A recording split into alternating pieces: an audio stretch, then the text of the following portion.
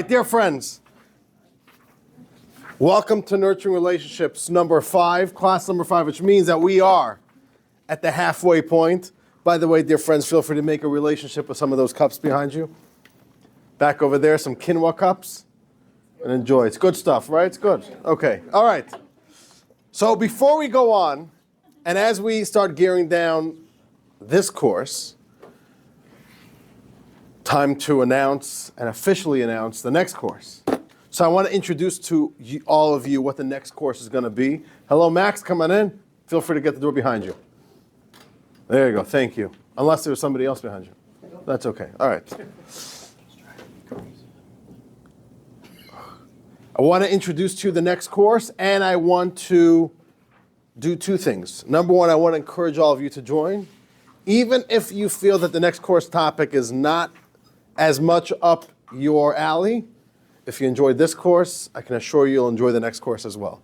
So it's every single course we always change the genre, what we're going to be focusing on. That's going to be number 1. How are you doing? So number 1, let me share with you this course. All right, I want to get the lights right behind you. Sure. There we go. Let's do this over here. Master the book that defines Judaism. Decoding the Talmud.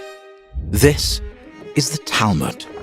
With 2 million words, 523 chapters, and 60 volumes, it's Judaism's monumental guide to life and study. This enormous work, compiled over centuries, records the evolving debates among the Jewish sages as they interpret the Torah and clarify its laws. It was banned, banished, and burned, but it has endured, and today its wisdom continues to instruct, intrigue, and inspire.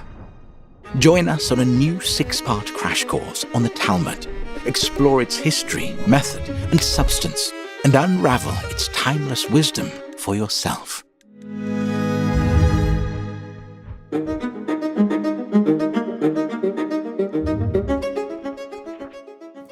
the Mishnah is the commentary on the Talmud, right? Oh, you want the answers already? No, and the other one. Ari. And the other light also. 30 books I couldn't even finish. That's not exactly right. What is it? Dear friends, starting February 5th, it's another 6-week course, our winter course, Decoding the Talmud. This is a great course because Talmud is not just a set of books. It's at the center of Judaism, of Jewish history, of Jewish identity, and it's our story. So this is going to be an amazing course, whether you've dabbled in Talmud study before, whether you've never dabbled in it before. How's it going, gentlemen? Hello, Louis. You know that joke, hello, Louis? There's a song. No. I know you're not Louis, but there's a joke, a Jewish joke. You ready for the hello, Louis joke? Okay. Without getting into the whole joke, the punchline is like this. They're at a funeral, and they're reading, a very wealthy guy, and they're reading the will. And then it says, and to my nephew Louis, who always said that I would never remember him in my will, hello, Louis. That's it. Hello, Louis. Okay.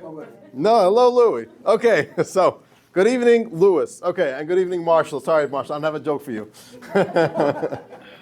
Okay, so dear friends, so number 1, I want all of you to join, and no one's talking to you. Just give it a silent treatment. Okay. There you go. We're going to, the website is almost ready. Let's say by Sunday, I'll be sending out to you an email, an early release link that you could register for this course.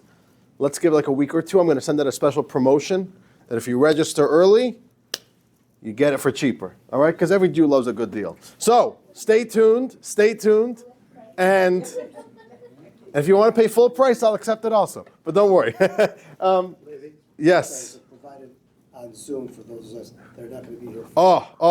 And there's enough interest in the Zoom option. This morning there were a few people said they're going to be out of town. If there's enough interest in the Zoom option, we will do a Zoom option. Absolutely. Just let me know, and we're going to do that. So if you're traveling, we'll make sure you're covered. But we need to have, I announced this morning, we need like minimum 5-6 people. We have 5-6 committed people, and then we could add it to the calendar, maybe like Tuesday evening to do a Zoom. Okay. Number 2, what I want to ask of you is like this. There's a story that there was a rabbi of a synagogue, and he gets up by the high holidays, and he announces like this. As you all know, the roof of this synagogue is in real bad shape, starting to have leaks come in. This year, I'm announcing we are embarking on a major renovation operation. How are you doing? How are you doing over here? Mark's also coming? Okay, so let's fit Mark in over here. Right over here. There's a chair over there. There should be an extra chair over there. I want this one over here. Okay, and we'll figure it out. Or you know what? Do you want to move over here, Stuart? Yeah. Okay. We're just. Walk in late and I moved it. That's lovely. You know what? When you come with your spouse, you get that treatment. And he didn't bring his spouse tonight, so that's what Does happens. he know my spouse? Is he bringing me peace? I don't know. Okay. So the synagogue is embarking on a major renovation, which includes redoing the roof. It's a very expensive project. And the rabbi says, I've got good news, I've got bad news. The good news is we have all the money we need. The bad news is that money is in your pockets. So, okay. What's my point? I'm not making an appeal right now. Not for money, but I want to ask each of you a little personal appeal to think of somebody, a friend, somebody you know, who you think would enjoy these classes, and the only reason why they're not here is because they just don't know about it. I want each of you to think about somebody, invite them, because we have 50 people, thank God, joining this course. Let's push those numbers up. Let's get more fellow Detroit Jews into this room. And next course, let's even open up this wall. Let's knock it out of the ballpark. Let's even outgrow Federation, Jewish Federation. We'll make it work. And if we still want to keep it Hamish, right? Okay, so we'll deal with it. Don't worry. Don't worry. We'll add more classes. But I really want to ask of all of you to think about it. Say you came to this course, you really enjoyed it. Come join me for the next course. So Decoding the Talmud beginning February 5th, and that is what is up next. And with that, let us get going on today's topic. All right, let's dedicate tonight's class in loving memory of Mr. Dennis Dems and Dr. Jerry and Joanne Lesson and Mr. Ryan Dems. And a big thank you to Lauren and Randy Lesson for sponsoring this course, which is proving to be a real big hit, thank God. Right, Karen? All right, it's working. Okay, so, and dear friends, here's our topic for today. Let me share with you a story. There's a fresh Jewish immigrant. He arrives in New York City, still doesn't know the ways of the new world. He needs to go somewhere, so he hails a taxi. I don't know, this is back in the 40s, the 50s, the 60s, whenever you want. Okay. The dial says how much he owes. He takes out that amount of money, gives it to the taxi driver. The taxi driver comes running out of his cab and says, "You cheap Jews, got to give a tip." "A tip? What's a tip? I paid you." "No, you got to give something extra." He said, "Okay, no, I don't know." Pulls out a quarter. Says, "Here's a quarter." The guy says, "A quarter? You're insulting me." So the Jew says, "I'm so sorry. What do you want me to do? How much, what do you want me to give you?" He says, "You give me another quarter?" So the Jew says, "No, I would never do that. I wouldn't want to insult you twice." All right, so dear friends, today we are going to be talking about the art of influence, which is a very fancy name for a very big problem. What's the problem of today's class? The problem is that the relationships that we have are with humans. It's a big problem. Because humans, right? Because humans are not perfect. And all types of issues come because of those imperfections, whether it's stress or whether it is even a little bit of resentment and disappointment, and who knows what all comes in over here. And last week we started touching upon this problem, and last week we explored level number 1 of addressing this issue, which happens in every single relationship where we feel other people are not putting their best foot forward, and to the point that it's affecting us negatively. It hurts us, it stresses us, whatever it is, it drives bananas, whatever, it could be anything, okay? Last week we spoke about first step, which was all internally. It was not yet about how we interact with others, it was all about what happens internally. The idea of how Judaism teaches us to look at others positively. We are not in a good position to enter into relationships, especially to try to troubleshoot problems if we're coming from a place of negativity. So that was last week's topic. But today we're ready to start moving to the next level forward. How do we address issues? And many issues do need to be addressed. So, okay, we have last week's techniques under our belt. Now we got to move on forward. What is the game plan? So, dear friends, let's get a few examples up on the board. And these are good. It's important to know what we are going to be addressing tonight. As always, we usually do that. What are we talking about? What are we not talking about? Okay, here's a few examples. Tell me if you relate to these. Number one, a spouse spends too much time on his or her phone, and you don't like it for whatever reason. Guilty as charged? No, it's okay. I'm just kidding. Nobody has to say anything. Okay. Number two, a teenage son is failing academically. At some point, you want to bring it up with the son, but you want to do it in a way which is going to work out. Number three, a friend has said insensitive things to others. Maybe about you, maybe not even about you, but it's something which you feel you have to bring up over here. Another option, a neighbor's yard is often messy, becoming a real eyesore, and at some point you say, I want to really confront this and try to deal with this. Or a coworker is consistently late and underperforming, and you feel the need at some point, again, bring it up. Now, the commonality between all of these examples is that these are all stresses. They're all annoyances. These are not really examples, maybe besides this one a little bit, but primarily what we're looking for over here, we're not looking to deal with very, very painful episodes where there's real hurt, where somebody is deeply offended in a relationship, which is, when there's real pain, that's a lot more complex. And we're going to be talking about that next week. Over here, let's not go to the extreme cases. Let's talk about the regular day-to-day stresses and annoyances in all relationships. And how do we deal with that? But not betrayals, right? When there's like a real betrayal in a relationship, which is really deeply painful, and there has to be a process of reconciliation and forgiveness, that's a very, very heavy and important topic. We're going to focus on that specifically. Although, of course, what we talk about tonight, I think, will also help for that. But let's keep tonight's conversation on topic. How's it going, Mark? I've got a joke for you. I'm just kidding. No jokes for you. Okay. Number two is that the common ground of all these issues, are that it is one of the hardest skills in relationships to know how to navigate these conversations. We all know these conversations are very risky, are prone to go really bad, right? Am I wrong?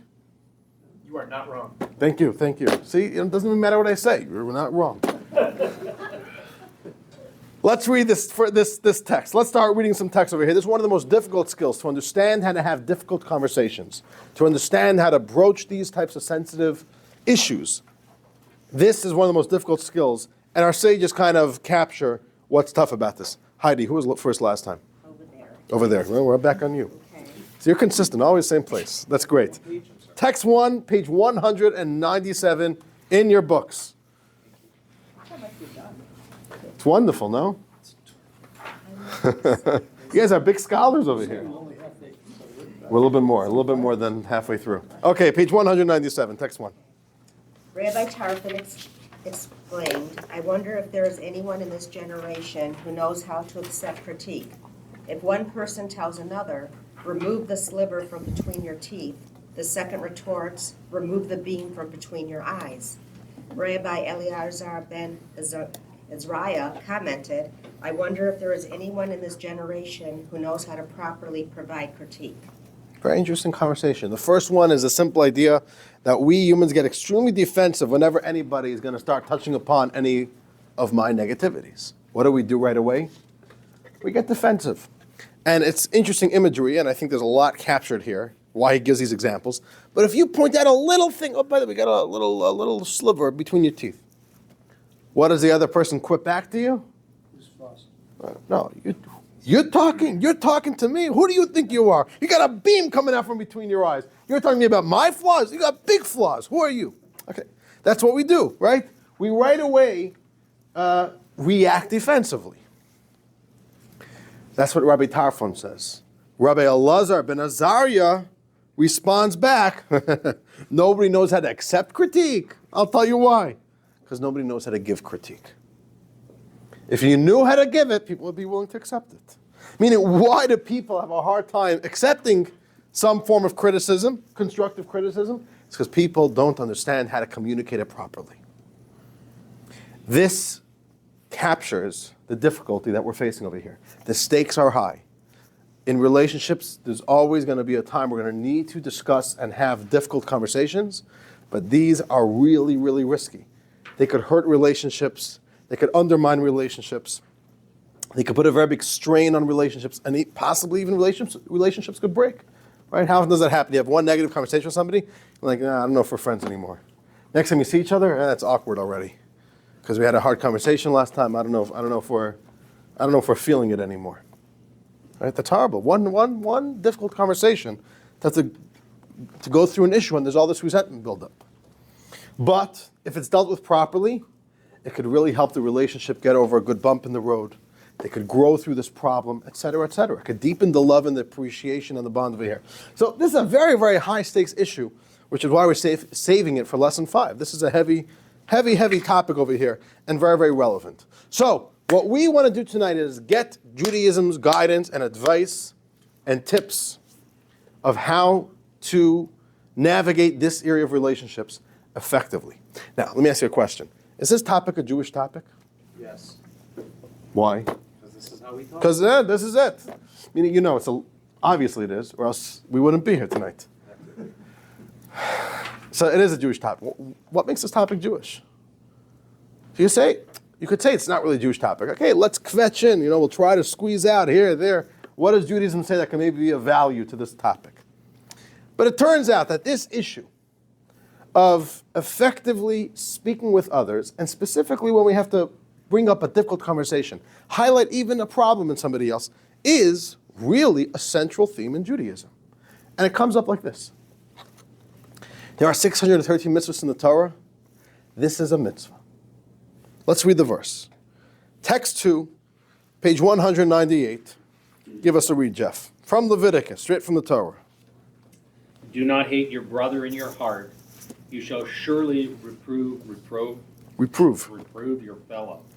You shall surely reprove. You shall. That's a mitzvah. That's a commandment. There's a commandment in the Torah that if there's somebody else who is slipping, not doing well, not performing well, what do? Reprove your fellow. Okay. First of all, what does that mean? And number 2, does that sound like a really good piece of advice? Reprove means critique. Speak up about a problem. What would the world look like if everybody was looking over everybody's shoulders and, oh, I just saw you did that, not good. Does that sound like a good piece of advice? Not really. What's going on over here? You see, Jewish values and Western values, surprisingly, don't always match up very well. In the Western world, we have a line that goes like this: live and let live. Which means your life is none of my business, my life's none of your business, I'll live my life, you live your life. Or, to be a little bit more blunt, it's none of your damn business. Right? A little bit more blunt. Okay, right? It's none of your business. Frankly, it's none of your business. What I do, what you do, I don't care what you do, I do it. As long as we're not hurting anybody, you want to sit on the couch and eat potato chips the whole day, it doesn't bother me, right? Whatever you want. I'm not. That's a Western value. Let's put that up over here. Western culture is mind your own business is kind of how we operate. To the point that if you mix yourself into somebody else's business, it's like inappropriate. Who asked you to get involved over here? Okay. Jewish values comes from a very different perspective.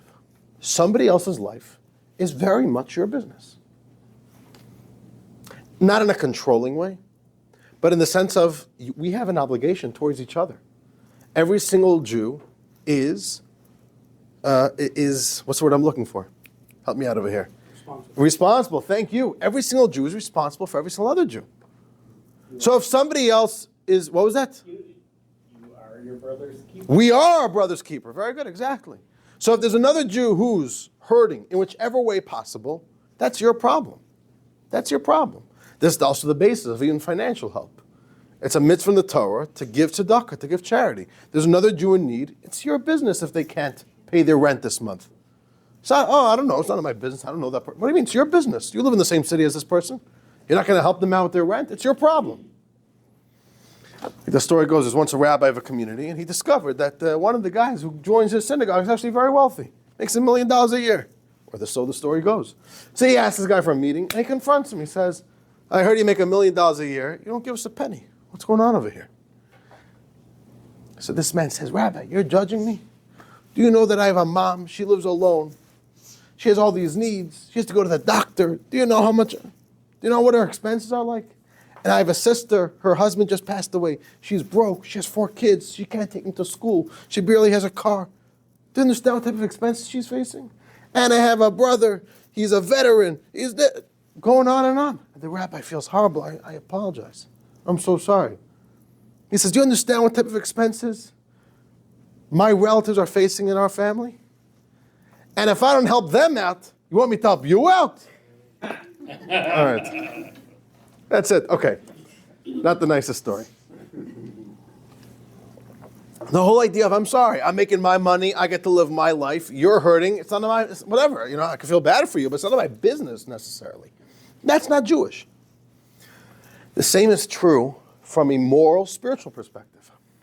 If there's another Jew who's slipping, messing up, not in a good space, that's your problem. That's your problem.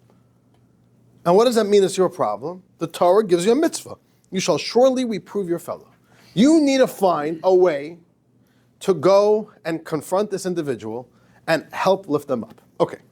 But once again, this sounds like really, really risky business. Can you imagine if I walked over to you one day and I said, hey, Daniel, I saw yesterday you did this. That's totally not okay. I'm going to call you out on it, and you got to change your ways. Is that going to be very effective? No. Absolutely not. That's a horrible way to deal. So we want to be effective over here. There's a mitzvah in the Torah that we do need to confront and bring up these issues. Somebody else's standing is my business. How could we do this in a way which is sensitive, compassionate, in a way of dignity, in a way of respect? And practically, strategically, how could we make this effective? We want to be effective. And therefore the Torah comes with a whole body of Jewish wisdom, teaching us how we could be of good influence to everybody in our world, because it's a mitzvah to be of good influence. And good influence doesn't only mean that you are a star example. It means that you insert yourself in other people's lives in a way which is not like what I just said about, right? That doesn't work. But what is the way that's going to work? So therefore, we are going to look at what the Torah tells us to do. It is my duty to influence others, and the Torah is going to give us the wisdom we need, which is really, really wonderful wisdom. And we're going to split some of the wisdom that we're going to be learning today into 4 categories. There is guiding with love, guiding with gentleness, guiding with humility, and guiding with positivity. That's our agenda for today, how we could be of good influence, especially when there are problems towards others. Dear friends, let us begin with step number 1, guiding with love. How are we doing? We're doing okay? Yeah. Wonderful. Okay.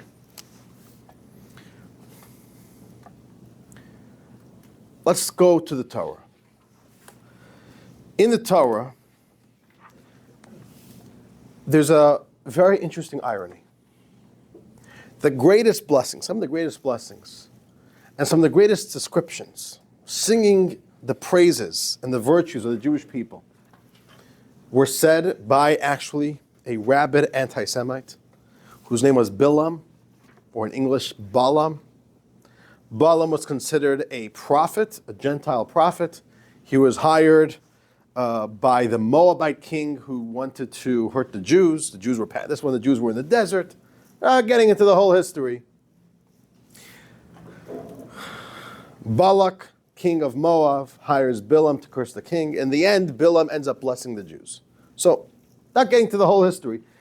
Blessings and praise is heaped by an enemy of the Jews. Okay?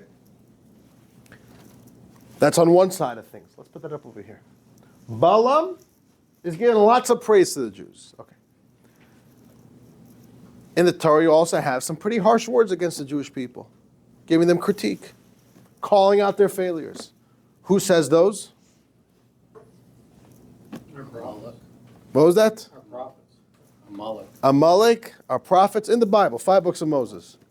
Not Amalek. That was a clue, wasn't it? What was that? That was a clue, the 5 books of Moses, there you go, exactly.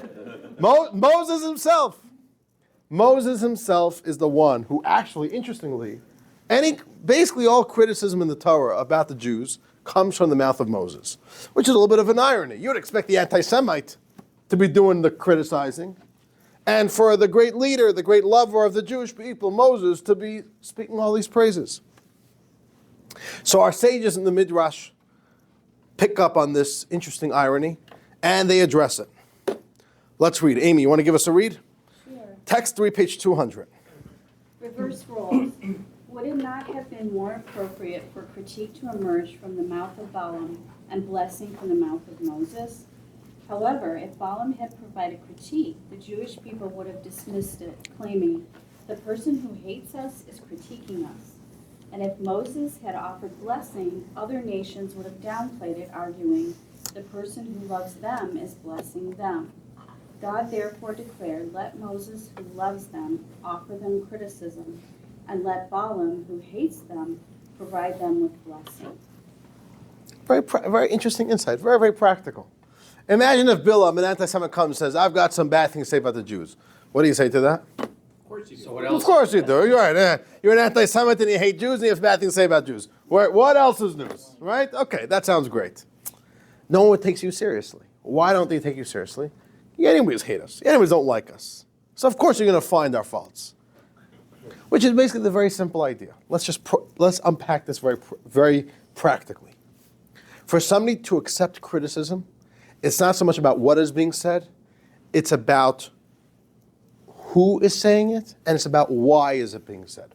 Who is saying it? If somebody gives you criticism and you suspect that they don't like you, do you take that seriously? Of course not. You don't like me. So you found the fault in me. You brush it off. You brush it off.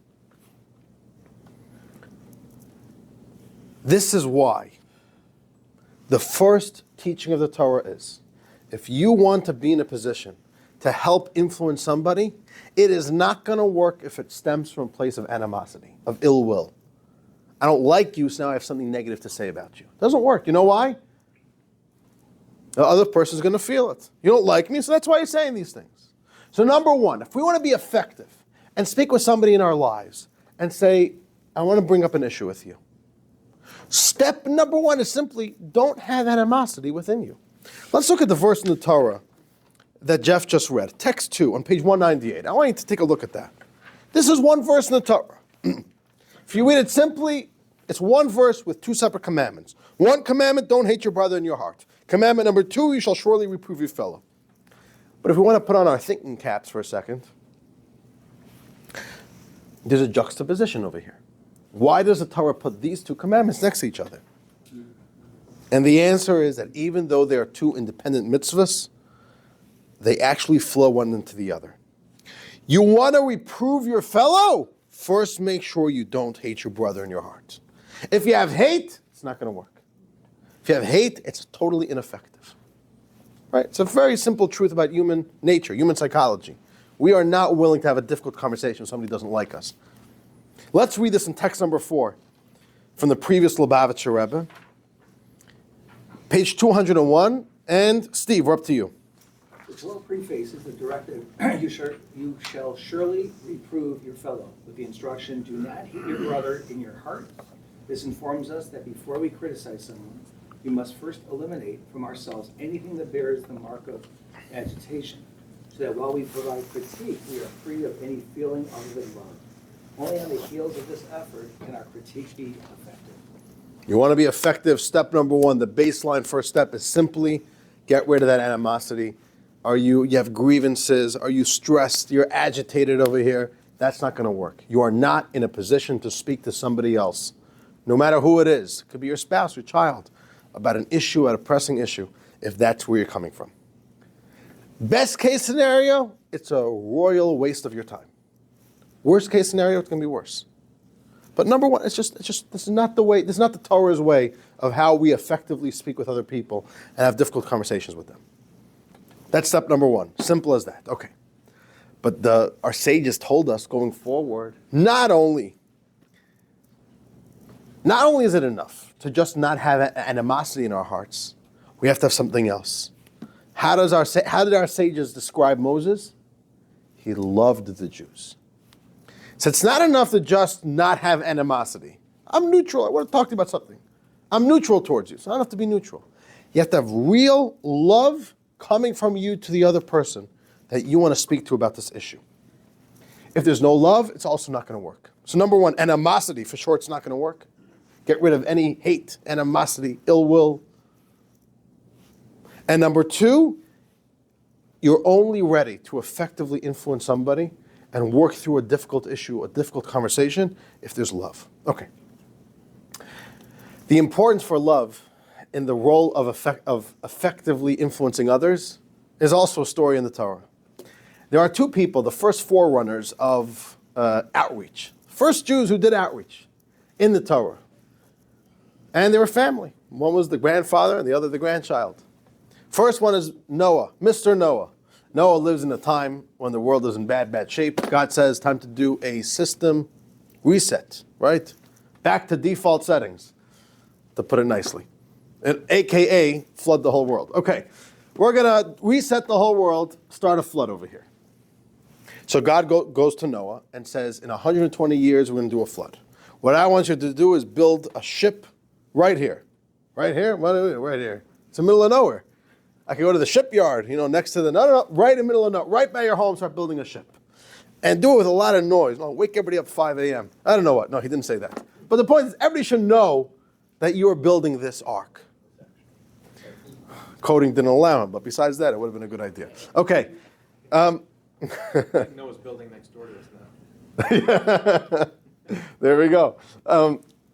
So God says, I want everybody to see it. Everybody should go over to you. No, what's wrong with you? What are you building an ark for? And why are you doing it in the middle of, middle of here? What was that? On land. On land, right. This is the pretty, how are you going to schlep it out to sea? And Noah's going to say, 1 second, God spoke to me. You guys are in big trouble. You guys are living you're making such a corrupted world. And the goal was Noah had to try to get people to change their ways, ideally to stop the flood, or at least get people to join him on the ark. He had 120 years. That's a long time to get stuff done. 120 years later, the flood's finally here. Noah's going on the ark with his family. And how many other people joined him on the ark? Nobody. Nobody. It's a stunning fact. He had one job and one job only. God said, get people on the ark. Not one person? You couldn't find anybody to influence to get on the ark and say, you know what? Yes, I agree, it was a bad world, Nobody. That's an utter failure. That's the greatest failure of any outreach effort in human history. How do you fail that bad? Not one person? It's really a stunning fact. Noah couldn't get anybody. A few generations later, comes his grandchild, known to the world as Abraham. He discovers the one God. He discovers the ways of morality that stem from a belief in one God. And he says, I got to share this with the world. And he goes, and any person he could find, he says, by the way, let me share with you about my great discovery. Maybe I can get you to agree with me. And he starts influencing the world, one person at a time, to accept the truth of one God and to let go of the pagan, immoral ways and to embrace this Abrahamic new belief of one God and the morality that stems from believing in one God. And the Torah tells us that when, at the age of 75, when Abraham journeyed all the way from out east to the land of Canaan, the land of Israel, that God promised to Abraham, he had tens of thousands of followers going along with him. The household of Abraham. Abraham was a beautiful success story. Abraham was amazing. He influenced the people. And the obvious question is, just look at this, such a glaring contrast. What did Abraham know? What was his secret sauce that Noah didn't have? What made Noah fail so miserably? Very, very interesting contrast over here. The Rebbe spoke a lot about this, especially in the first early years, the 1950s, when there was really kicking off the Chabad movement here in America. How do we influence people? How can we reach out to our fellow Jews and be effective? Not be a failure like Noah, but be successful like Abraham. What What's going on over here? Here's a tiny, really we should do a whole class just on this topic. It's a very rich topic. Abraham and Noah. It's a good question, no? But here's one little snippet from the Rebbe's talk. Text number 5, Sheldon, give us a read, page 202. Noah's shortcomings. Critique extended simply for the sake of observing the Torah's instruction, you shall surely reprove your fellow, even if repeated 100 times, will not have nearly the same effect as critique motivated by a sincere desire to bring benefit to the intended recipient. This can explain why Noah's admonitions failed to inspire the people to mend their ways. The Rebbe says, just look at it. And you even see it in the personalities of Noah and Abraham. Noah tried speaking to people and influencing them out of duty. I have a job. God gave me a job. I'm a salesperson on behalf of God. I got to make 100 cold calls a day. Right, like a salesperson. Do salespeople care about you when they call you on the phone? No. They have their quotas. They're getting through their quotas. They got the deal. Good for them. They don't care about you. Noah got a job from God. Your mitzvah is to speak to people about this. Noah didn't care about them. He had a duty to do. He was doing it. That's why he failed. As the saying goes, no one cares what you know until they know that you care. You ever heard that one? It's a beautiful line. No one cares about what you know until they know that you care. Noah didn't really care about the people. He had a job. He got to speak. He did his thing. He was able to come 120 years later and say, God, I did my job. I spoke to everybody I could. He was happy going into the ark alone. It didn't bother him. So then why did he choose Noah? That's a good question. That's a separate question. But this is a shortcoming of Noah. Abraham, something you see about Abraham is he really cares about people. He's not doing this out of duty. He really loves what he discovered. He feels the whole world needs to know this. He's obsessed with getting his message out. He cares about you. You don't have the truth. I want to give you the truth. Give me a chance. Let's discuss this together. When God wants to punish the evil cities of Sodom and Gomorrah, the Torah tells us, what does Abraham right away do? He protests. He says, God, you can't punish them. I know they're evil.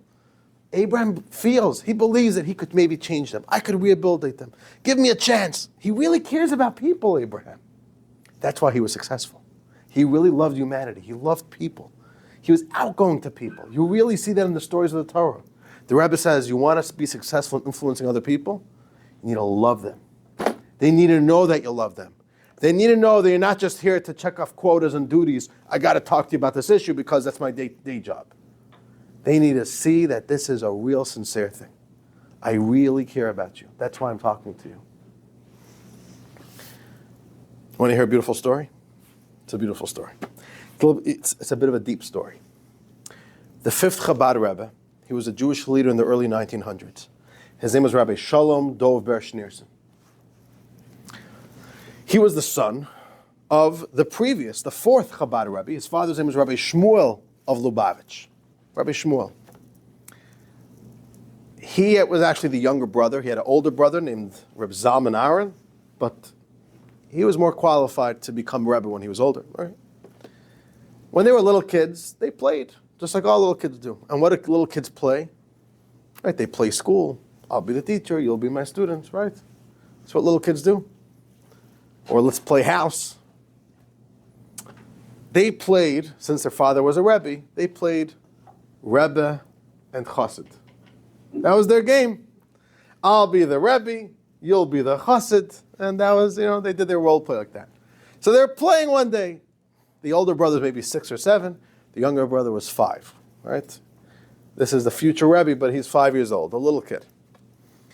And they're playing that a Chassid is coming to meet his Rebbe. And he shares a very big problem.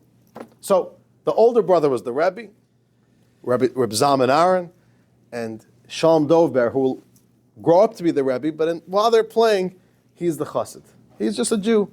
And he comes to the Rebbe for a meeting, and he pours out his heart. He has a problem that's really stressing him out. And he asks the Rebbe for advice. And Reb Zalman Aaron, 7-year-old boy, they're playing Rebbe, he gives a piece of advice. And little Shalom Dovber says, you're no Rebbe. And Zalman Aaron says, what? What do you mean no Rebbe? I gave you a good piece of advice. What do you mean I'm not a Rebbe? He says, a real Rebbe gives a sigh before he gives his answer. you're no Rebbe. Isn't that powerful? You give me advice. What was this, an advice column? I'm coming, I'm hurting. Oh, I got a piece of advice for you. A real Rebbe first gives a sigh. Then you give your piece of advice. I care about you. Then you say what you got to say. And that's what Abraham did. That's what the Rebbe says about Abraham. He cared about people. He wasn't just looking to preach. He cared about people deeply. That's why he was successful. And this idea is that if we want to be effective in speaking with people, it's not only enough that we're not coming with animosity. Who's even talking about that? Then for sure it won't work. Even if we have no animosity, we can't be neutral. We can't just come and give constructive criticism. It needs to be loving criticism with a tremendous amount of love. I want to read now another text with you, and I'll give you a little bit of background to this. It's okay. No need for the background. Let's just get straight to the text. Stuart, you want to give us a read? Text 6, page 203. Let's do this. Teaches us, listen, my child, to the critique of your father. And similarly, those who love their children are diligent to critique them. These verses link critique to a child-parent relationship, thereby informing us that all critique must resemble the redirection parents provide to their children. Parents bear an intrinsic and constant love for their children, even when they offer verbal criticism and discipline when warranted. Their true love for their children is apparent at the same moment. The same is true of the Torah's directive. You shall surely reprove your neighbor. Our words of critique must be suffused with love. The litmus test is if the listener can feel that the message is delivered purely out of love. This is a quote from the Rebbe, from like winter, fall 1991. And I'll give you briefly the context over here.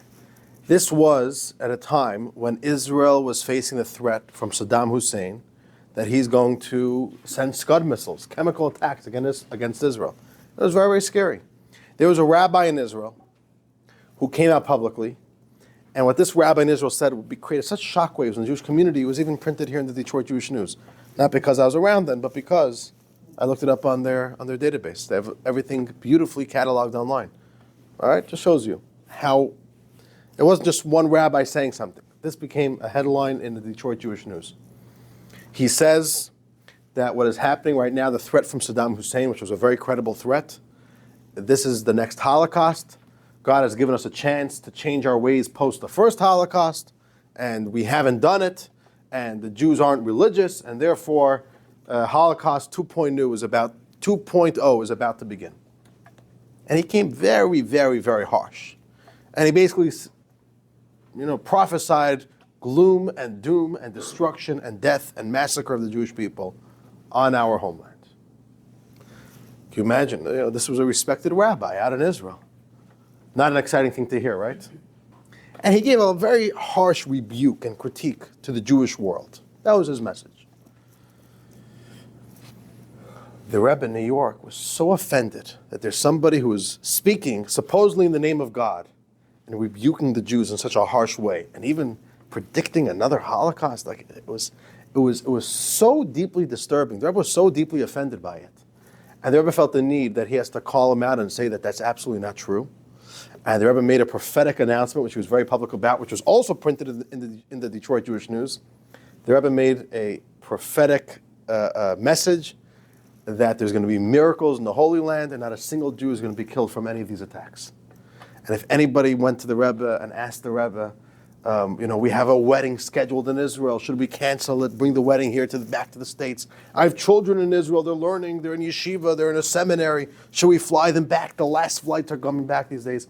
They would say, God forbid, absolutely not. Go, Israel's the safest place in the world. We're going to have miracles. This is all on video, it's documented. Crazy stuff. There was absolutely, and the miracles happened. This is the context of this text we just read over here. The Rebbe says, you want to critique another Jew? How does the Torah teach us to critique? Like a parent critiques a child. How do you critique a child? What does a child feel when a parent critiques? Well, hopefully, as long as we're not doing it in a moment of weakness, in a moment of anger, in a moment of frustration, which that's obviously very bad parenting, but when a real parent wants to have a conversation with a kid, for whatever it is, how is that done? It's done with tremendous love, with tremendous care. And you want your child to know that even though I'm going to right now bring up one of your shortcomings. You're not doing well in school. You're not making your bed in the morning. I don't know what the issue is. It could be anything. But they always know my father loves me. My mom loves me. The Rebbe says that's how you have to do the critique. And the litmus test, the Rebbe says, is if the listener can feel your love. Do they just hear your spite and your anger and your contempt? No, that's not Jewish. Jewish is that it has to be love. And this is the idea. Do we want to effectively be able to speak with other people who we have relationships with, and bring up these difficult conversations? If you don't want to be effective, no problem. Do it out of anger, do it out of animosity, and good luck with all of your relationships. But if you want to do it the way the Torah tells us to do it, it has to be done in a way of love. And the person has to feel. That's step number one. Or else it's not going to work. Okay, dear friends, let's watch a little video. Before we do, has anybody here, this is an interesting one, has anybody here ever visited the Detroit Schwitz Club, the sauna? Detroit Schwitz. There we go. We got an old Detroiter. We got to the Schwitz. Yeah. Like, yeah, they have women's hours too. So, you were a child, yeah? You've been there? So I got, okay, it was actually the very night that my mayor was born. Okay, but a bunch of guys invited me. They said, we're going out to the Schwitz. You want to join us? I'm like, you know what? They already invited me a few times. I'm like, you know what? Okay, I'll finally say yes. We'll go to the Schwitz. I went to the Schwitz. And I couldn't believe it because I thought, like, back in Europe you had a Schwitz. Right over here, a real authentic Schwitz, the way they describe it. It's called a banya in Russian, a banya. Right? A banya. A banya. And, okay, so I want to share with you, there's a beautiful story that uses the analogy of a Schwitz that I want to share with you on the video right now. So here we go. And I got to say, because I went to the Schwitz, it actually really helped me really appreciate and understand the story a little bit more. So one second. So we got to get a few stuff. We're totally neglecting over here the screen. So number one, we have Noah. Let's recap a little bit. Noah with his ark, zero influence, zilch, not anybody, nobody. Abraham, he's got a whole following over here. And the basic idea is all forms of critique must be just like a parent's critique, where there's a lot of love. That's what it's all about. And this is part one of today's class. That guidance needs to be with tremendous amount of love. If there's no love, the Torah says you are not in a position to be giving critique and to be bringing up difficult conversations with somebody else. Sounds good? Ari, give us the lights. Both lights, and here we go with the video.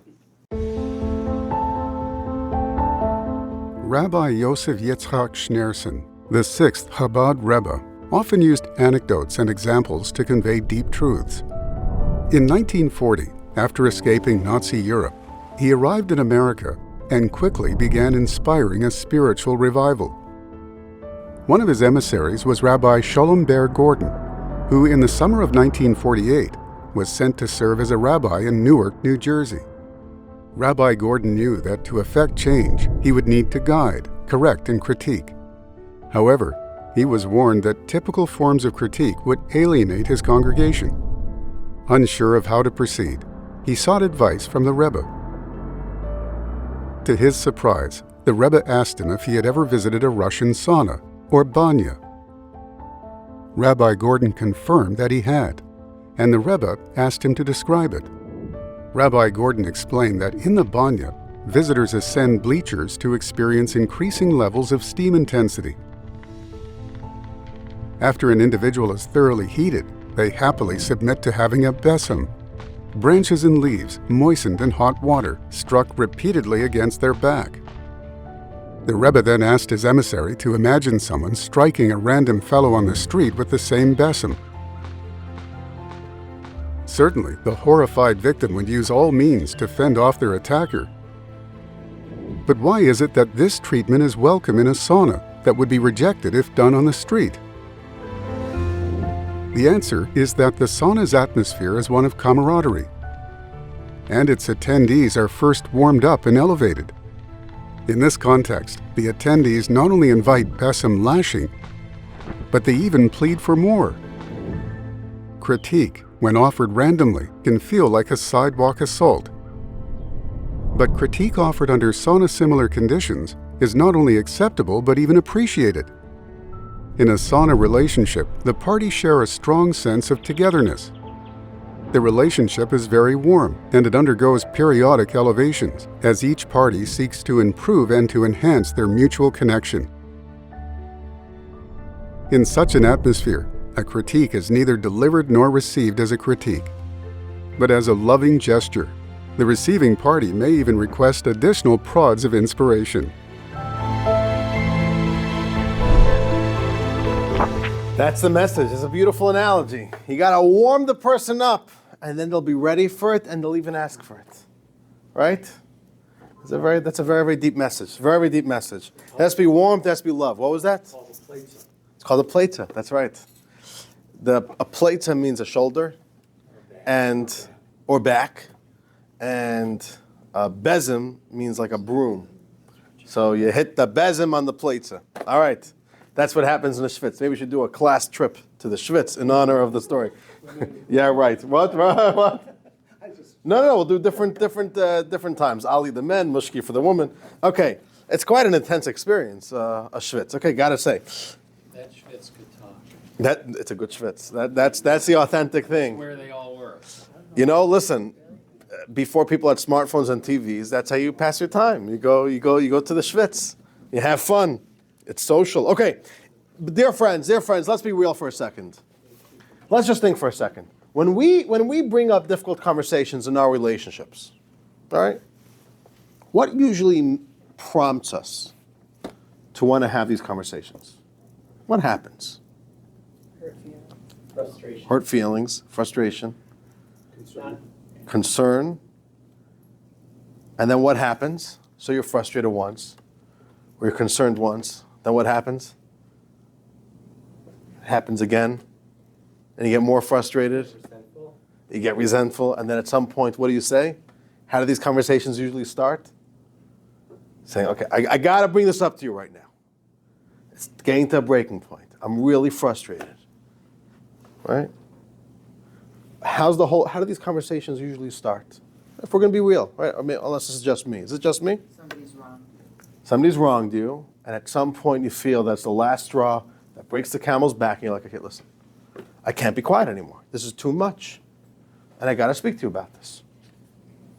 Which means this is not a good motive. We're not coming in a good place. Where are we coming from? I'm hurt. I'm annoyed. You drove me too mad. This is bothering me too much. You're driving me nuts over here. It's too much. I can't handle this anymore. I got to bring it up. I'm at a breaking point. That is exactly the wrong point to have these conversations according to the Torah's guidance over here. You're not fulfilling the mitzvah to be of influence, to speak out to your neighbor and try to help correct them. You're doing this the total wrong way. Now, it could be even worse sometimes. Not always, but sometimes we'll even offer critique to somebody else because of a little bit of it's like a little bit of an ego battle, right? Maybe we want to exert a little bit of control over somebody else. We're being a little bit, just a little bit controlling. I'm better than you. I'm superior than you, right? Or I know how to do this. Let me show you how to, you're not doing it well. I know how to do it. Let me show you how to do it. This is not good. This is very, very not healthy. The way Chassidus describes it says we are approaching this mitzvah with our animal soul. It's all ego-based. I'm coming because I'm hurt, I'm annoyed, or I want to be in control of this situation. You are asserting your animal soul, and the animal soul asserts its own interests. You're bringing your ego over here. You're motivated by your own ego. I'm annoyed, I'm hurt, you drove me too mad. You pushed my buttons too much. Now I'm going to have to deal with this issue with you. And what happens when you assert your ego? What's the response? Defensiveness. In other words, clashes of the ego. Oh, you're going to bring your ego to the fight. I'll bring my ego to the fight. Let's see who wins this one. It's defensiveness. That's not going to work. Battle of the egos. That is not at all what the Torah means when it says you shall reprove your fellow. That there's a mitzvah to speak to somebody else and help them influence them. It could be your spouse, it could be your parents, it could be your child, it could be friends, it could be anybody. The mitzvah is to do it with your godly soul. And the godly soul is not motivated by its own egos and its own frustrations. It's motivated by a true care for the other person. When you really feel care, concern, love for somebody else, then you are ready to go and find the right way to speak with them. But if it's coming from a place of ego, rule number one, this is not going to be effective. You're only going to cause damage. So simple, but very profound. Very important piece of advice over here. If you want to be able to speak to somebody and have a real effect on them, it has to be with love, the way Moses teaches us, the way Abraham teaches us, like a parent. That's the way it has to be. And then, when we have this in mind, that we are here, what was that? When we have this in mind, that we're here not in our own selfish, self-serving, ego-driven agenda here, but we're coming because we really care, then there's a lot of other tips that come into mind. It's not about when I feel I want to talk about this, it's when I feel you are in the best position, the best environment, the best temperament to bring up an issue. And the Torah now, we're going to learn, gives us a lot of pieces of advice. We have to think, is the other person ready to hear right now? Is this the right time? Is this the right place? Etc. Let's read that in text 7, page 204. Max, we're up to you. Yes, timely wisdom. Rabbi Shimon ben Elazar says, do not attempt to soothe someone to anger during their time of wrath. Do not attempt to console them at the time when their decease lies before them. This is from the Ethics of Our Fathers, which has a lot of great Jewish advice. And one of the basic pieces of advice they're telling us over here is, sometimes there's something which could be very, very, very, very good. That's the beautiful thing about this Mishnah. It's saying, soothing someone's anger. Isn't that a great thing to do? Consoling somebody who's lost a loved one. Isn't that a mitzvah? Yes. But there's also bad times to do it. There are times that you're going to come with a certain message. The other person's not ready to hear this right now. You're actually maybe adding fuel to the fire. So the Mishnah says, you have to understand good timing. You want to bring up an issue with somebody else? Okay, I understand maybe you're frustrated. It's not about you. It's about them. Think, is this the right time for me to bring this up? Maybe never is the right time. If we're not in the right frame of mind, it's not going to work. And sometimes they'll never be in the right frame of mind. Let's read the next text. Lewis, text 8 from the Talmud, page 205. The goal in mind, just as it's a mitzvah to share words that will be accepted, so it's a mitzvah not to deliver words that won't be accepted. Ultimately, and the Talmud says this in the context of this mitzvah, the mitzvah of criticizing, speaking with others about these difficult conversations. As much as there's a mitzvah to speak about it when you think you could have effect on somebody, there's actually a mitzvah to not say anything if you don't think you'll be able to be of influence here. That's very profound. You may feel that you are aware of something, you need to help somebody else out, you need to bring this issue to their mind, but think, is this the right time for this person? And maybe the right time is never. They're not going to be in a position to hear this from you. You want to hear a story? Got to tell you this story. Great, great story. Early 1900s, there's a great rabbi, great Rebbe, who lives in Poland, and he's the Rebbe of Vizhnitz. Vizhnitz is a Hasidic court, the Vizhnitzer Rebbe. And his secretary makes a meeting with you're passing notes over here, middle class? I don't want to get you in trouble over here. You're going to send the marks. This is not good over here. Okay, no cheating on the answers. Okay. All right. The Rebbe of Vizhnitz. His secretary reaches out to a Jew who's a very wealthy. He's the manager of the bank in the city. And he says the Rebbe would like to have a private meeting with you in your home. Psh, what a great honor! The Vizhnitzer Rebbe wants to come to my home. He prepares a whole spread, and the Rebbe comes at the time. And okay, he sits down, he serves food for the Rebbe. They make small talk. All right, getting a little bit awkward after 10, 20, 30 minutes. The Rebbe's just sitting there. And then after about a half hour, the Rebbe says, well, I really appreciate your hospitality, and I know you're a very busy man, you made time for me. I'll be on my way right now. And the guy says, 1 second, Rebbe, you asked me for a meeting here. We didn't even talk about anything. There's no agenda? You just want to sit down here? So the Rebbe said, listen, And he quoted this piece of Talmud. He says, the Talmud says, as much as there's a mitzvah to say something, when those words that you say will be accepted, so too there's a mitzvah to not say something, when it won't be accepted. Well, I have something I want to tell you, but I don't think you're going to be accepting my words. So I have a mitzvah to not tell it to you. Now, I should sit in my office and not tell it to you. I have to be sitting across from you and not tell it to you. There, so I really appreciate you giving me the opportunity to do my mitzvah, and I guess the matter's settled. I'll be on my way. And this banker gets very, very, he gets all curious, and he says, 1 second, Rebbe, you got to tell me, what's the issue over here? He says, no, I can't tell it to you. I have a mitzvah. If you're not going to accept it, I'm not allowed to tell it to you. So he says, well, who told you I'm not going to accept it? Maybe I will accept it. You got to tell me. He says, nah, don't worry, trust me. I know you're not going to accept what I want to tell you. No, just come. And the curiosity is killing him. He begs the Rebbe, you got to tell me. So Rebbe says, okay, listen. You're desperate for me to tell you? I'll tell you. There's a woman here who lives in our town. She's a widow. She lost her husband.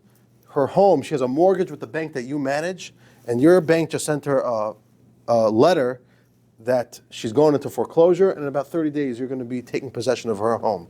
You manage this bank. I wanted to speak to you about it. Right away, the banker says, Rabbi, you got to understand. I'm just the manager of the bank. I can't start canceling mortgages. And the Rebbe says, save your breath. I told you you're not going to listen. You don't have to give me excuses. I get it. Don't worry. I knew you're not going to listen.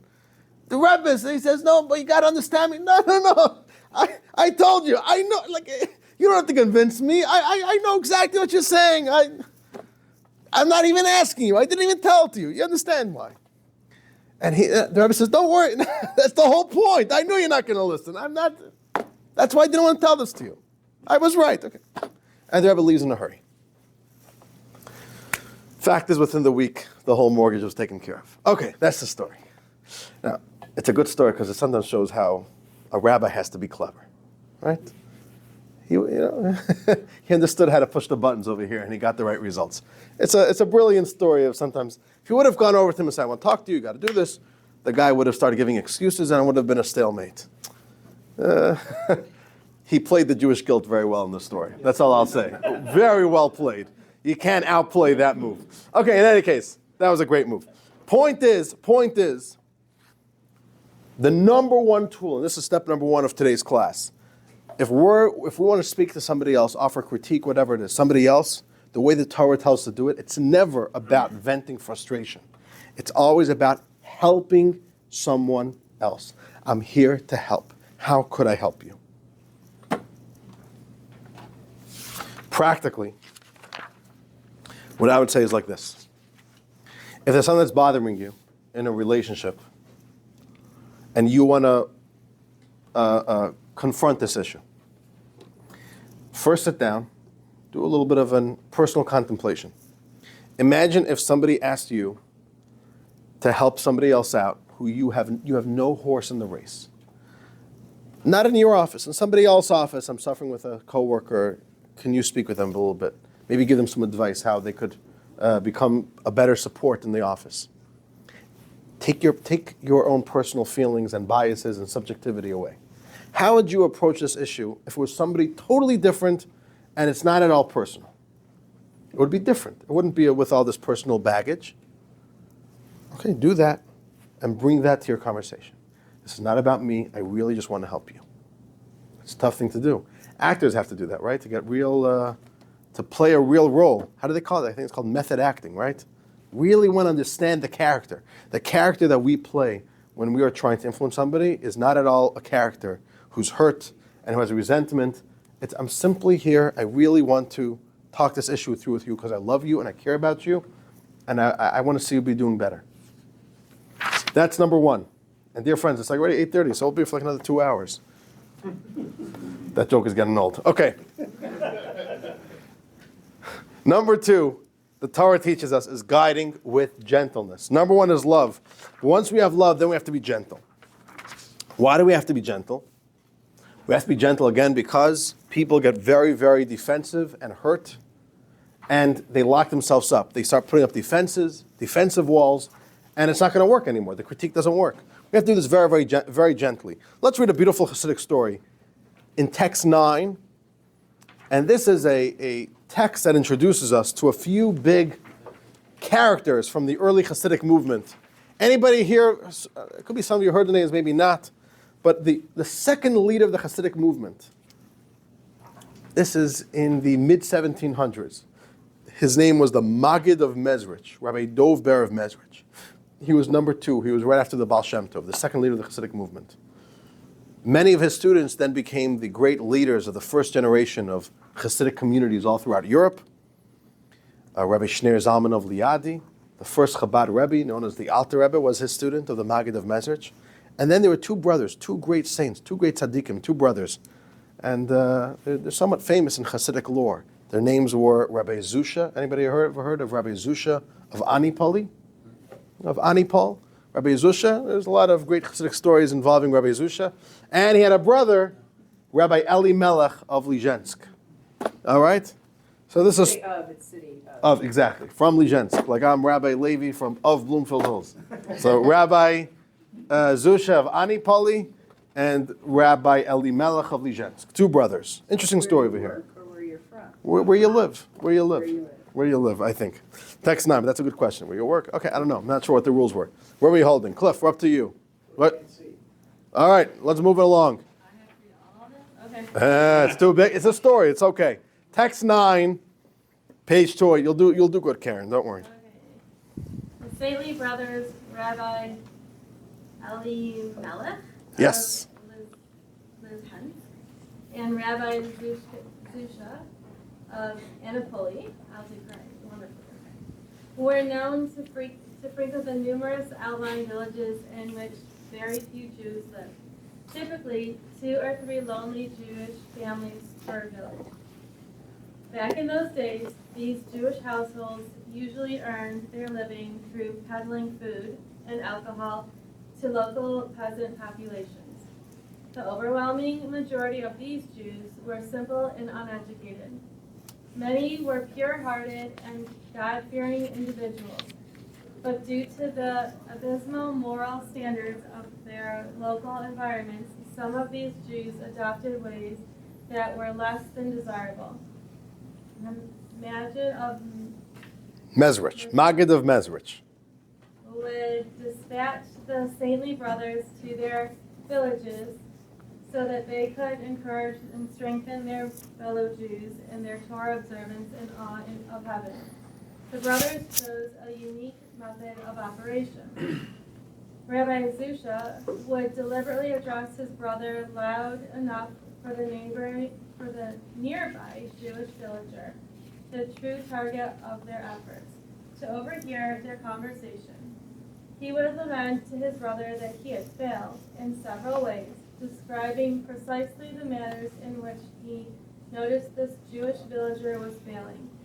Overhearing this conversation, the villager would be struck with powerful pangs of regret, telling himself, "Didn't I do all of the same things myself?" The villager would continue listening eagerly, and Rabbi Elimelech proceeded to inform Rabbi Zusha of the methods through which the latter was able to rectify these particular transgressions. The eavesdropping villager would take Rabbi Elimelech's words to heart and return to the proper path.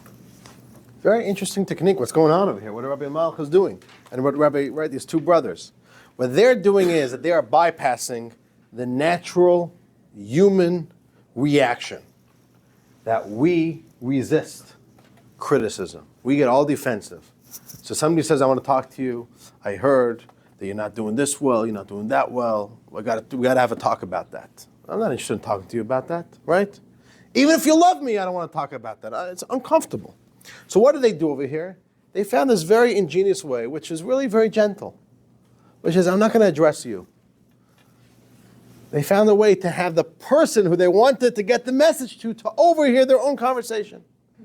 And that will kind of be a safe way to get the message across, but without making it confrontational. Okay, now, I don't think it's really within our deck of cards to do what these 2 brothers did. I don't know, maybe it's an interesting strategy. I'll book a table at a restaurant, or I know you'll be sitting there, and I'll talk loud enough that you should hear when I say it, and I'll talk about what I wanted to talk to you about, and hopefully get the message. This is high. That's high level stuff if you want to pull these types of shtick off. Okay, but the message here is the underlying idea that we get from the story is that you have to find methods to bring up a difficult issue with a lot of gentleness, and where the person will not feel attacked, and they won't feel controlled. They won't feel that you're coming and being all confrontational. You have to really find gentle ways to do this. And this is the second idea. We have to be very, very gentle. And this is called leading and guiding with gentleness. We have to bypass all that resistance that humans naturally feel. So let's read text 10. Continuing Jewish advice on this theme. How do we deal with this? Daniel, text 10, page 210. Human nature. Criticism should be conveyed gently and in private. Use soft speech and plead with your intended audience to realize that you have their good in mind. If you do this, you will be free of blame. By contrast, if you rebuke them in an angry voice and with rage, and you thereby shame them, then you are blameworthy, and your audience will not accept your words. Such is human nature. If someone is approached forcefully, they will counter with the forcefulness of their own and refuse to concede. King Solomon the wise therefore declared, softly spoken words of the wise are heard. You got to do it gentle. Got to find a good time. Want to do it privately. You want to make sure it's the right setting, gently and in private. Speak to them that you're not doing it out of selfish motivations. You really care about them. Because if you're not going to do it, it's just not going to work. So we got to find ways that if we ever want to bring up a difficult topic, it's being done with tremendous gentleness, and I really, really care about you. Just think about it. Imagine you know somebody who's struggling in a certain area in life. They're slipping. And by the way, real good friends, the sign of a good friend is that you're willing to have a difficult conversation with a friend. You don't just watch on the sides. A friend's failing, whatever. I'm not going to get mixed in. It's too difficult of a conversation. A real friend says, let's go out for dinner. And then you broach the conversation, say, I really deeply care about you, and I see you're struggling with this issue. Can I please be there for you? Please share with me. How could I be there with you? That's a real good friend. And if you do it in a gentle way, it's going to work. This is what these two brothers teach us. You got to find careful ways to do it. Don't come forceful. Don't say, oh, you got an issue. We got to talk about it. What's going on with you? Right? That doesn't work. This is something we learned about, by the way, in lesson number 3, I believe, about the art of disagreeing. Got to be gentle. You want to disagree? No problem. Speak softly. There's another tip there as well, using tentative language. Don't use forceful language, not only in tone of voice, but also gentleness in the word choice that we use. And we got that in text number 11, page 211. You want to give us a read, Ari? Yep. Okay, so it's tentative talk. Do not magnify the wrong by informing the individual you seek to direct. You committed a really big sin. Your guilt is truly heavy. Such words will weigh heavily upon the recipient, prompting them to lash out against your response. Instead, address them with love. Tell them, my friend, it seems to me that you made a mistake. Use kind of gentle phraseology and soft language so that your message will be accepted. There you go. Go soft and really think through how you could do this in the most gentle way possible. That's the way to do it according to the Torah's rules. And the basic idea is, how are we coming towards another person if we feel we want to bring up a difficult issue? Critique them even. Number 1, no animosity, only love. And number 2, let's call this dignity. A lot of respect. I want to respect your feelings. I want to make sure that you feel dignified, even if I'm going to bring up a difficult conversation with you. That's tough. But that's the real way to do this. And this is point number 2. Not just guiding with love, guiding with gentleness. Yes, Marshall? An approach that I use, which works a lot of times. You know, one second, Marshall. If it's not a question, then I want to save it because we're really running out of time over here. So just hold the thought. All right, 9 o'clock we'll get to that. Okay. I could have said it nicer? I apologize. No. If it's a question, we'll do a question. But if it's other input, if we had time, I apologize. Okay, I'm sorry, Marshall. I didn't mean to offend you with that. This is it. This is tough. We can't get it right over here. Okay, it's good. We're working it through. Number 3, dear friends, guiding with humility. So we have guiding with love, guiding with gentleness, guiding with humility. What is the idea of guiding with humility? Let's go back to the Bible. I'll tell you about 2 prophets, 2 great prophets. We got to talk about the prophets because we're a non-profit, Chabad. Okay, in any case, okay. Not so good. Okay, we got to work that one through. Two prophets spoken about in the book of prophets. Number one, we got a prophet, his name was Zechariah. Zechariah lived like 2,700 years ago, give or take a few hundred years. No, 2,700 years ago. 7th century prophet. He lives in a time the Jewish people, once again, are relapsing into idolatry, bad ways, and God sends him. He has to give some tough talk to the Jews. What happens is Zechariah confronts the Jews. He rubs them the wrong way. Long story short, the Jews have him assassinated. That's the story. Tragic story, what happens to the prophet Zechariah. Okay? Then we got another prophet. He actually lived a little bit before Zechariah. His name was Yachziel. Not a very common name. You ever heard of the Yachziel? Not to be confused with Yecheskel, which is Ezekiel. That's a different name. This is Yachziel. Not at all a common name anymore. He lived a little bit before Zechariah. He also was sent to give prophecies to the Jewish people. But you know what? You look in the story. Actually, the people accept his words. It's all okay. No assassinations. No assassination attempts. So what's going on over here? What is the difference between Zechariah, that he hits the Jews the wrong way, and they even get him assassinated, versus the prophet Yachziel, who it's working out well? The Midrash, our sages, pick up on this difference, and they tell us the key. Elki, text 12, page 213. Contrasting spirits. The Spirit of God enveloped Zechariah, son of Jehoiada, the priest, and he stood above the people. Did he literally walk above the heads of the people? Rather, the phrase indicates that he considered himself greater than all the people. After all, he was the king's son-in-law, a priest, a prophet, and a judge. He therefore began to speak arrogantly and told them, "Why do you transgress God's commandments? It will not succeed."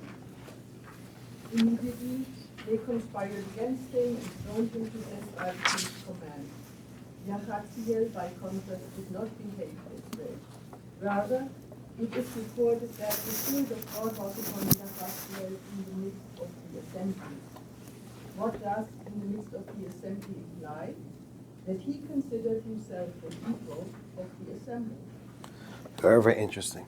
What our sages say, and they point out, and they find this in a tiny nuance.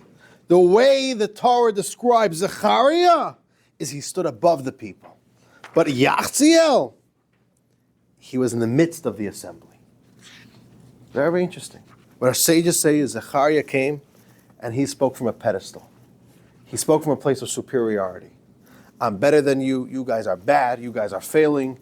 And he came speaking condescending, top down, from an ivory tower.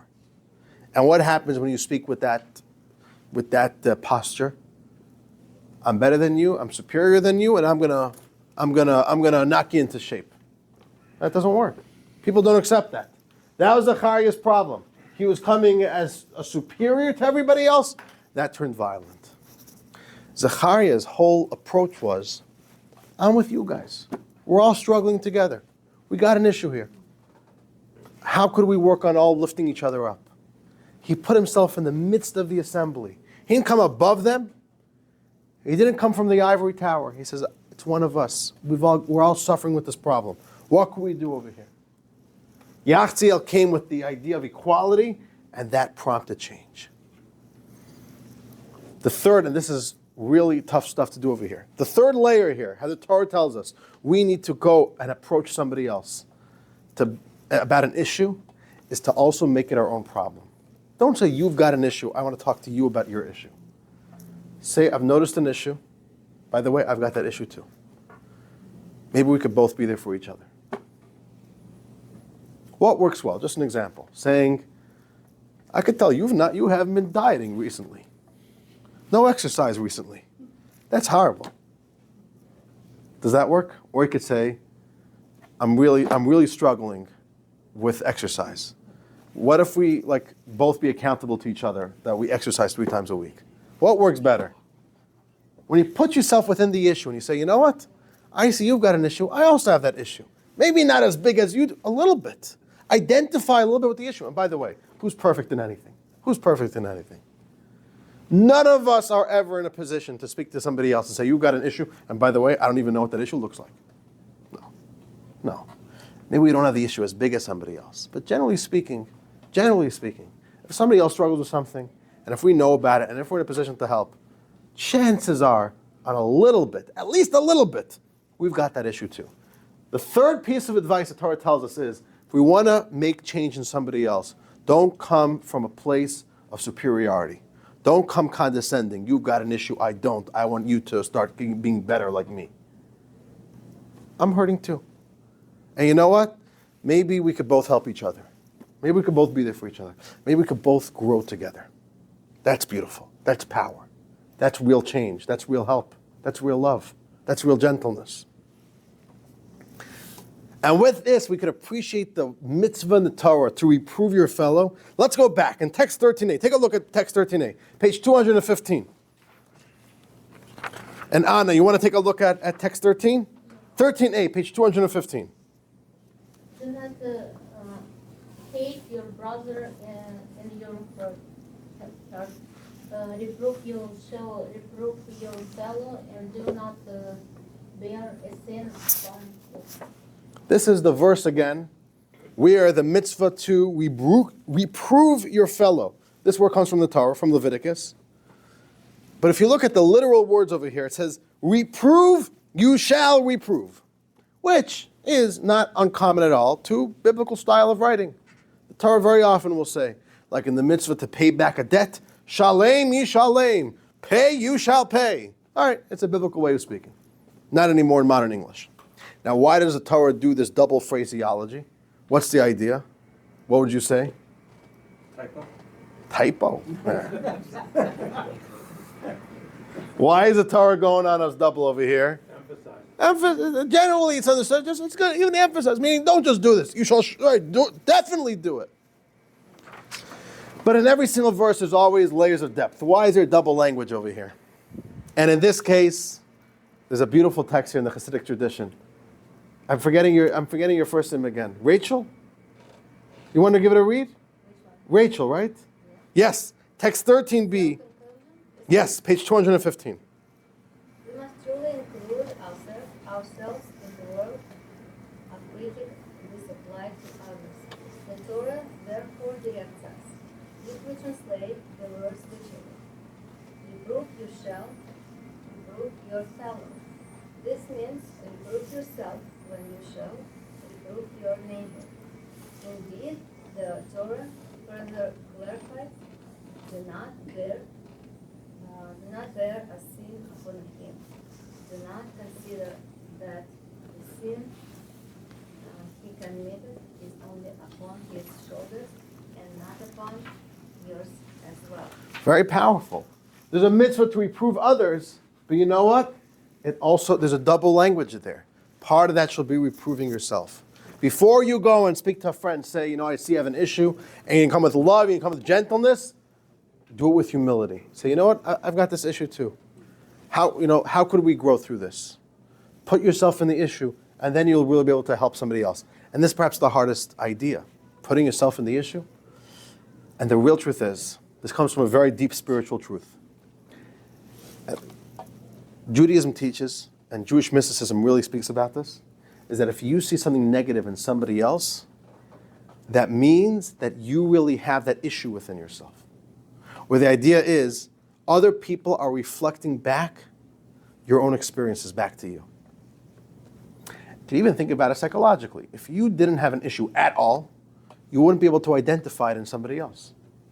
We only see other people based on our own experiences. We're only able to interpret what other people are doing because we could relate to what they're doing. So this idea, if you see a fault in somebody else, you know what? We're not saying it's as bad in you as it is in them, but a little bit, you have that problem too. And therefore, if you know about it, that means you could reprove yourself together with reproving somebody else. Put yourself in the picture. Say, you know what? I've got this issue too. And we're friends. Maybe we could work on this together. Let's read about this in text number 14. Rick, you want to give us a read? Text 14, page 216. Seeing a fault in another is like gazing into a mirror. If our face is dirty, we observe a dirty face. If our face is clean, we observe a clean face. As we are, so we are. So we see.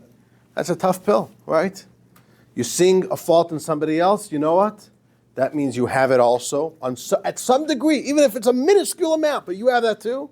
And therefore, that actually gives you a very important tool when you could go and now speak about this with somebody else.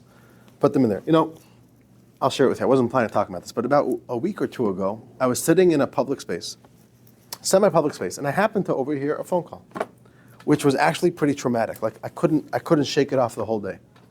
I was listening to a man, and he's kind of in a public space. Like he starts talking on the phone, and it's pretty evident that he's speaking with his wife. And at the beginning of the phone conversation was pretty civil, pretty nice, but then like it went down the hills real fast. And he starts like really lashing out at her and says, I always remind you, got to pay the bills every month. The spreadsheet is such a mess and it's so frustrating. I can't see what's happening there because the bills are, you don't pay them on time. And then like, he starts berating her and then says, and you hired that person. And I told you that this person totally unqualified for the job. And I could see from her text messages, she's totally unqualified for the job. But you insist on holding on to her because she does this for you. And I told you, and it's so frustrating. Then I couldn't believe what I was hearing. Who speaks to their spouse this way? Like, and then don't answer me back. I know what the issue is. Don't say you know. I know what the issue is. It was. We're not going to get into this over here. It was very, very disturbing to listen to this. And I'm like, you know. But it made me a lot more self-aware. A lot, yeah. I thank God, and I hopefully never, ever will speak to my wife that way. But it made me, you know, one second. Sometimes when I'm in a very stressed day, in a very stressed moment, I'll say a sharp line, which is not nice at all. And I'll be stressed, and I'll say, oh, why'd you do this? Why? Right? We're all human. But one second, I don't think that's so bad. Whatever, you know, I feel bad afterwards. I'll say, it made me realize, you know what I'm saying? Like, I'm horrified by what I just overheard from this guy. I was like even tempted to pull the guy over and say, dude, what the heck? Is that the way you speak to your wife? Well, but, you know, I didn't do that. Exactly. I don't know if it would have been effective, right? Maybe. But it was very, very disturbing to hear. But it made me realize, you know what? Using his animal soul, that would have gone for a while. Whatever. I don't think it was a smart thing to just, I'm saying, I didn't know the guy. But, like, I was really tempted to just pull him over and like do some intervention. But okay, it probably was wiser that I didn't do it. The point was, but it did make me like a lot more self-aware. Like I right away called Mushki and I shared with her what I saw, and I'm like, I just want to share with you, I have a much stronger resolve right now to be a lot more careful the way I speak to you. And thank God, I think I speak to her really nicely. Although I'm human, I have moments of weakness, moments of stress where I could be tense. But sometimes seeing the fault in somebody else helps you realize what you're going through yourself. And that actually helps you come with a lot more compassion when you're now going to go to somebody else in your relationship and say, you know what, I want to discuss this issue with you. And I have this issue as well. Dear friends, I want to go very briefly on point number 3. We're really running out of time over here. Right? This is the idea. You see others' flaws in order to fix your own, and that's guiding with humility. I'll tell you a quick story. My father told me this story as a kid. Deep story. There's once a man, and he was like, the way people used to look all nice. He had a big mustache. You know those old mustaches? Like in the cartoons, they come out, they roll a few times. He was aristocratic, had a Monopoly hat type of thing. What was that? Yeah, and only one eye, whatever. That's what he looked like, okay. And he was having a horrible day. He walks into his barber. This place stinks. Who would ever want to walk into this barber shop? And then he goes shopping, goes to Kroger. This store stinks. Who would ever want to go to Kroger? And then he goes, here, this everything stinks. The world smells. Then he comes home and he discovered that earlier that day he was standing under a tree. And there's a little bird a little bit above him. And the bird was doing his business and a little bit got in his mustache. Oh. The whole world stinked. You're the one stinking. Meaning you think it's their problem, it's your problem. All right, it's a deep story. It's very, very deep. My father used to tell us this as a kid. You think it's everybody else's problem? It's your own problem. Deal with your own issues. All right. Tough pill to swallow as a kid. All right, check your own mustache. Okay, dear friends, let's do briefly point number 4, which is the final point, guiding with positivity, which is the way we're going to speak with other people is only by speaking with positivity. And I want to read 2 texts right now, quickly. Marshall, we're going to give you 2 texts. Let's begin with text 15A. Give me a quick second to interject, and then we're going to go to text 15B on page 217. 15A from Proverbs. Do not reprove scoffers, for they will hate you. Reprove the wise, and they will love you. All right, this is the basic idea. You want to critique somebody? Don't do it to a scoffer because they're going to hate you. Only reprove somebody who's wise. But in this next text that Marshall's about to read, we're going to read, this can be a more creative spin on this verse. Text 15b, page 218 as well. Oh. If you wish to offer criticism, do not tell the person how awful they are. If you do, they will despise you and not heed your words. This is the meaning of the verse. Do not reprove scoffers. Meaning, do not reprove them by diminishing them, labeling them as scoffers. To the contrary, explain to them how unbefitting it is for a wise person like them to behave in such a manner. This is the implication of the phrase, reprove the wise, meaning, consider them as wise, and they will then heed your words and accept the critique. One way to say is you're doing these bad stuff, and by the way, this is horrible. You're really, really bad. You're labeling them as a bad. You're bringing negativity to the conversation. That never works. They're just going to hate you. All the defensiveness we spoke about. How do you do it? Speak to them as a wise person. I know you. You're such a great guy. I love you. You're a dear friend. Or how do you speak to a child when they're struggling? Do you say, yeah, you're a loser, unless you start getting good marks? Is that how you speak to a child? Hopefully not. What do? You're just creating a vicious cycle. You're pushing them away with negativity. Instead, build them up. Yes, you have a problem, but I see how good you are. You have a good soul. You mean so well, and I see that you have a little issue we gotta go through. But when you're gonna reprove, do it with positivity. Reprove the wise. Speak to them that way. When you give harsh labels, all you're doing is reinforcing a negative self-image, and that doesn't help anybody. Instead, build up their goodness. Appeal to the individual's inherent goodness. Realize that they have an neshama. Realize that they have a soul. Realize their goodness. Think about their goodness before you bring up an issue. You want to speak about an issue. Either come and say, oh, you're so frustrating. You always annoy me. You're always late. Right? Or you could say, no, I love you. I know this is a blind spot you're going through.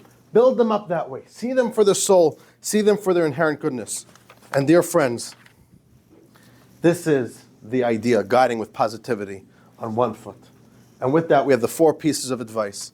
Very unique and very critical guidelines how to have these difficult conversations. Only with love, there cannot be any animosity. Get yourself out of the picture. This is not about you. This is about you helping the other. Do it gently. Do it with humility.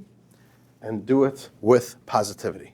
If you do it this way, you're doing it the Jewish way, you're doing it the Torah way, and practically, strategically, it's going to work well. You'll be effective. And on that note, dear friends, we conclude. Next week is our grand finale. And thank you all for joining. We got one more class left. And with that, I want to wish you all a wonderful evening. Look, nobody wants to leave. Okay, we'll keep on going.